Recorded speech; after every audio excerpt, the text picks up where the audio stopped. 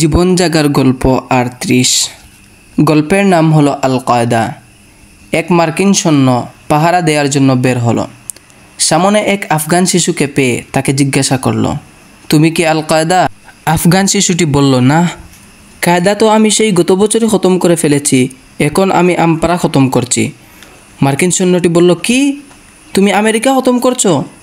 আফগান শিশুটি বলল, আরে না না, আমি ৩০ নম্বর পারা খতম করছি। অতঃপর মার্কিন সৈন্য লজ্জা পেয়ে মাথা নিচু করে চলে গেলেন। জীবন জাগার গল্প ৩৯। গল্পের নাম হলো পিতৃস্নেহ। এক ব্যক্তির নবজাতক শিশু মারা গেল। পিতা সন্তানকে কুলে নিয়ে গাড়িতে বসলেন। গাড়ি কবরস্থানের দিকে চলছে। পিতা কুলের মৃত সন্তানের দিকে এক দৃষ্টিতে তাকিয়ে আছেন।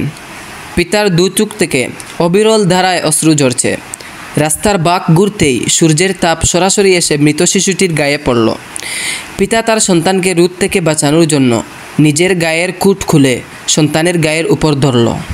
হায় আল্লাহ! স্নেহকাতর পিতা ভুলে গেছেন তার সন্তান মৃত।